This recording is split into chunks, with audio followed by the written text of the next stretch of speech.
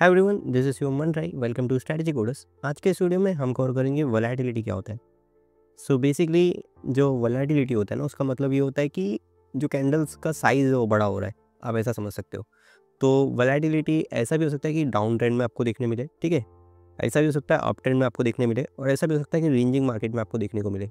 सो जब मार्केट में मूवमेंट्स ज़्यादा होती है ना, जब मूवमेंट्स बढ़ने लगती तो वो होता है वोलेटिलिटी।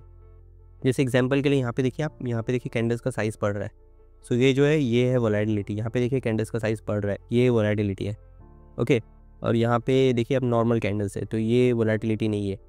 सो ये होता है वोलेटिलिटी। अब इसको मेज़र करने के लिए ना, या फिर इसको आपको फ़िल्टर करने के लिए काफ़ी सारे तरीके होते हैं। तो आज के इस वीडियो में हम कुछ तरीकों को समझेंगे और एक पर्सनल इंडिकेटर भी बनाएंगे, ओके, जो कि आपको हेल्प करेगा इसको समझने के लिए।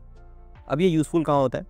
अब ये यूज़फुल होता है अगर आप ना मीन रिवर्जन स्ट्रैटेजी यूज़ करो, ठीक है। अगर आपकी स्ट्रैटेजी ऐसी है जहाँ पे आप मीन रिवर्जन कैप्चर करना चाहते हो, ठीक है, आप रिवर्सल में ट्रेड लेते हो, तो इस टाइम पे अगर प्राइस जो है ना, वोलेटिलिटी अगर ज़्यादा है, कैंडल की मूवमेंट ज़्यादा है ना, तो यहाँ पे आपको ज़्यादा फायदा होता है, ठीक है। क्योंकि प्राइस ऊपर की तरफ भी आ सकता है, नीचे की तरफ भी आ सकता है, और मीन रिवर्जन स्ट्रैटेजी में आपका जो टारगेट होता है वो छोटा होता है, तो उस केस में वर्क कर सकता है। सो और भी दूसरे तरीके हैं, और भी दूसरे इसके यूज़ केसेस हैं। अगर आप समझ लो कोई ऑप्शन में स्प्रेड वगैरह यूज़ कर रहे हो, ऑप्शन सेलिंग कर रहे हो, तो वहाँ पे भी आपको ये यूज़ कर सकते हो, ठीक है।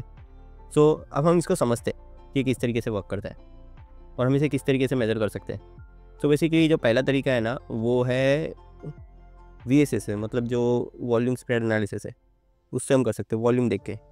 तो बेसिकली ये वॉल्यूम है, वॉल्यूम का हम एक मूविंग एवरेज प्लॉट करेंगे। तो जैसे कि यहाँ पे हमने 100 मूविंग एवरेज पे गए, ठीक है। तब ये 20 पीरियड का वॉल्यूम का मूविंग एवरेज है। अब यहाँ पर जब भी प्राइस जो है ना अपने 20 पीरियड मूविंग एवरेज से अगर ऊपर चल रहा है, ठीक है, जैसे कि यहाँ पे देखिए इस केस में यहाँ पे, तो ये जो पीरियड है यहाँ पे वोलेटिलिटी ज़्यादा है, ओके, यहाँ पे आप देख सकते हो इस तरीके से, ओके। और जहाँ पे वो 20 पीरियड मूविंग एवरेज के नीचे परफॉर्म कर रहा है ज़्यादातर केस में, तो वहाँ पे वोलेटिलिटी कम है। तो ये एक मेज़र हो गया। और इसके बाद एक तरीका आता है ADX। तो ADX के लिए हम यहाँ पे लिखेंगे DMI। तो DMI जो है डायरेक्शनल मूवमेंट इंडेक्स, इसके अंदर ADX होता है और ADX प्लस ADX माइनस होता है।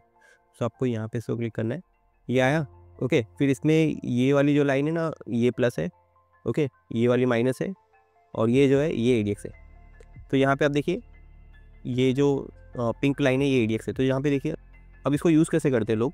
कुछ लोग इसे यूज़ करते हैं 20 पे, कुछ लोग यूज़ करते हैं इसे 25 पे, ठीक है। तो फॉर एग्जांपल हम यहाँ पे 25 ले लेते हैं, ठीक है। तो यहाँ पे ऑल टच मैंने दबाया, तो अगर ये 25 के ऊपर रहा तो यहाँ पर जो हमारा चार्ट है वो वोलेटिलिटी में, ओके, और 25 के अगर नीचे है तो चार्ट जो है हमारा वो नॉर्मल में है। तो यहाँ पे देखिए यहाँ पे ADX जो है 25 से ऊपर चल रहा है, तो यहाँ पे देखिए जो कैंडल्स की मूवमेंट है वो भी बढ़ते जा रही है। सो ये एक तरीका है। और इसके बाद एक और तरीका है जो हम यूज़ कर सकते हैं, वो यूज़ कर सकते हैं एक पर्सनल इंडिकेटर मैंने बनाया है यहाँ पे, ATR वोलेटिलिटी फ़िल्टर करके, ओके। सो बेसिकली हमारा जो सिंपल लॉजिक है ना, वो हम क्या कैसे करेंगे इसे, कि हम 2 ATR लेंगे, ठीक है। एक हम ATR लेंगे 5 पीरियड का, ठीक है, जिसकी लेंथ रहेगी 5, और एक रहेगा ATR हमारा 25 पीरियड का, इसकी लेंथ रहेगी 25, ओके। अब ये 5 एंड 25 मैंने रखा है। आप चाहो तो इसे 20 और 100 रख सकते हो, ठीक है। आप चाहो तो इसे 14 और 80 रख सकते हो, आपके ऊपर है। 14 और 70 रख सकते हो, आपके ऊपर, आपको जितना भी पे रखना है। लेकिन आइडियली आप इसे ना मल्टीपल रखिए, मतलब कि समझ लीजिए आप इसे अगर 5 रख रहे हो, ठीक है, तो इसका ना कम से कम 5 टाइम ज़्यादा ये वाला होना चाहिए, जैसे 25 है। तो उससे ना आपको 2 ATR मिलेंगे, ओके, जो कि होगा एक शॉर्ट टर्म ATR, ये अपना फास्ट ATR है। एक होगा लॉन्ग टर्म ATR जो कि अपना स्लो ATR होगा, ये वाला। सो इस तरीके से वर्क करता है। तो जैसे कि यहाँ पे आप चेक कर सकते हो, यहाँ पे हमने लिया है जो स्लो ATR है वो 25 लिया है, और जो फास्ट ATR है वो लिया है 5। तो अगर जो हमारा फास्ट ATR है, ठीक है, जो ATR क्या बताता है, ATR बताता है कि एक कैंडल की, ओके, एवरेज वोलेटिलिटी क्या है, एवरेज टू रेंज, मतलब एवरेज रेंज क्या है, ओके, कैंडल का एवरेज साइज़ क्या है। अगर जो कैंडल्स है उसका एवरेज साइज़ अगर बढ़ने लग रहा है, ठीक है, अगर उसका एवरेज साइज़ बढ़ रहा है किससे, लॉन्ग टर्म एवरेज साइज़ से, ठीक है, लॉन्ग टर्म ATR से। अगर short term ATR long term ATR के ऊपर जा रहा है तो मतलब कैंडल्स का साइज़ बढ़ रहा है, ओके। और जैसे कि मैंने आपको वीडियो की शुरुआत में बताया, अगर कैंडल का साइज़ बढ़ता है तो मतलब वोलेटिलिटी आ रही है। तो ये तरीका है। तो अब यहाँ पर जैसे कि आपको एग्जाम्पल में बता देता हूँ। ठीक है। यहाँ पे देखिए, यहाँ पे कैंडल्स का साइज जो है वो बढ़ रहा है। ओके, तो यहाँ पे ATR भी है, यहाँ पे ATR भी जो है वो बढ़ रहा है। सो यहाँ पे अगर हम इसे लॉन्ग टर्म ATR कर देते हैं, ठीक है, जैसे कि मैंने यहाँ पे 14 लिया, सॉरी यहाँ पे 80 लिया और यहाँ पे मैंने इसकी लेंथ को 14 कर दिया, तो आपको ये ज़्यादा अच्छा व्यू देगा। ठीक है, तो अब यहाँ पे देख पाओगे कि ये जो पीरियड है, ये देखिए ये पीरियड है, ये एकदम शांत पीरियड है, यहाँ पे कोई वोलेटिलिटी नहीं है, तो यहाँ पे कलर चेंज नहीं हुआ है।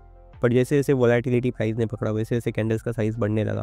तो यहाँ पे आप देख सकते हो कि ये जो बैकग्राउंड कलर है ये पर्पल हो गया। तो ये एक टूल है। तो हम इसका कोड समझ लेते हैं। सो बेसिकली कोड काफ़ी सिंपल होने वाला है इसका, इसमें इतना कुछ नहीं है। इसमें बस हमने यहाँ पे 2 लेंथ इनपुट ले लिया है, ATR1 एंड ATR2। फिर इनपुट डॉट एंड कर दिया यहाँ पे 25, उनको टाइटल दे दिया। फिर यहाँ पे हमने ATR1 एंड ATR2 ले लिया, फिर हमने दोनों ATR को प्लॉट कर दिया।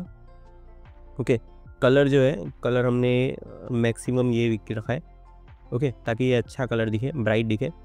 फिर यहाँ पर आप देखिए BG कलर है, BG कलर में हमने सिंपल रखा है कि ATR जो 2 है, मतलब कि जो फास्ट ATR है हमारा, ये वाला फास्ट ATR, ठीक है, ये अगर बड़ा है स्लो ATR से, तो हमको कलर करना है इसको पर्पल LCNA। तो इतना सिंपल इंडिकेटर है। इसका कोड आपको अवेलेबल रहेगा, नीचे टेलीग्राम चैनल का लिंक है, अब वहाँ पे आपको मिल जाएगा।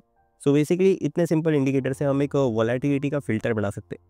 सो आप इसे यूज़ कर सकते हो अपने इंडिकेटर में, स्ट्रैटेजी में, ठीक है, या कोई भी आपको बैक टेस्ट वगैरह कर रहे हो और आपको उसमें वोलेटिलिटी को फ़िल्टर आउट करना है, तो ये भी एक तरीका है यूज़ करने का। तो आज के वीडियो में मैंने आपको 3 तरीका बताया, इसके अलावा भी बहुत सारे तरीके हैं। आप ऑप्शन का IV देख सकते हो, ठीक है, इंडिया बीज देख सकते हो, और भी बहुत सारी चीज़ें होती है जो आप कर सकते हो। सो बेसिकली आज के वीडियो में इतना ही, हम मिलते हैं नेक्स्ट वीडियो में। आज के इस वीडियो में इतना ही, अंत तक बने रहने के लिए थैंक यू।